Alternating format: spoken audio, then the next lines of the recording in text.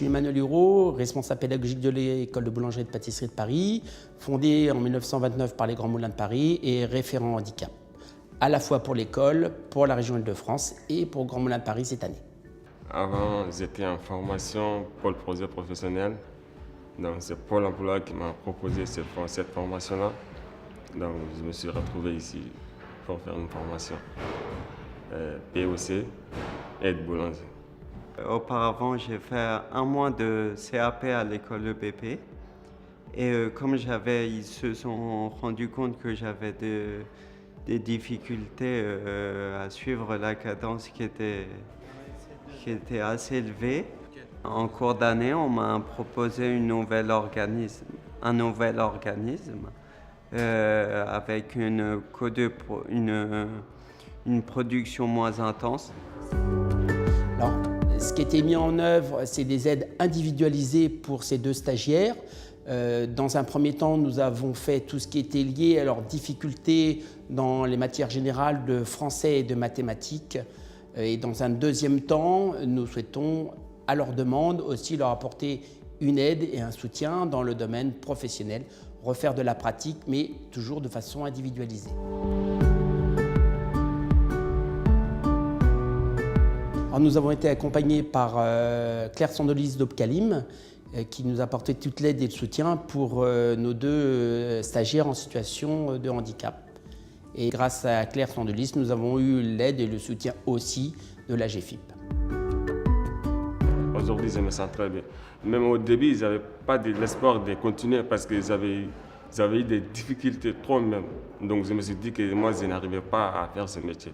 Mais dès qu'ils ont commencé les mathématiques et le français, ça me donne plus de l'espoir de continuer ce métier. Donc maintenant, je vais continuer. Ça sans doute parce que je n'ai pas de difficultés qui vont m'empêcher de continuer. Oui, je me sens plus à l'aise sur les mouvements, sur le façonnage, qui me semble primordial pour ce qu'on veut faire plus tard.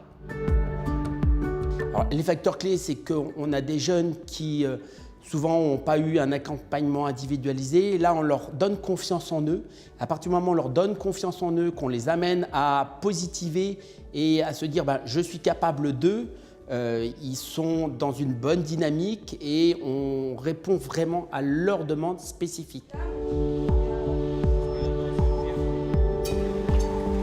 Ça fait toujours plaisir que quand on n'arrive pas à faire quelque chose ou quand on a un coup de moins bien, qu'on va se dire je vais pas y arriver, que quelqu'un te remobilise, te dit mais si, te pousse. Il faut que les gens te poussent derrière. C'est pas parce que tu as un handicap que tu vas pas y arriver à faire le métier. Au cours de leur stage, on a pu se rendre compte que tout ce côté positif s'est répercuté aussi sur le stage. Et in fine, le but, c'est qu'ils finissent par soit un contrat d'apprentissage ou un contrat de professionnalisation. Et c'est-à-dire que des jeunes qui étaient en situation un peu particulière se retrouvent avec une position où ils peuvent réussir une formation diplômante. Mais après les CAP boulangerie, j'aimerais bien faire les CAP pâtissier aussi. J'ai cette passion, la passion de la boulangerie, la passion quand je touche la pâte, la passion. J'avais des difficultés, donc maintenant je me sens bien grâce à l'EBP. Je ne peux pas oublier ici, même si j'ouvre une boulangerie, tous mes stagiaires, tous mes apprentis, ils viennent de l'EBP, ils viennent d'ici.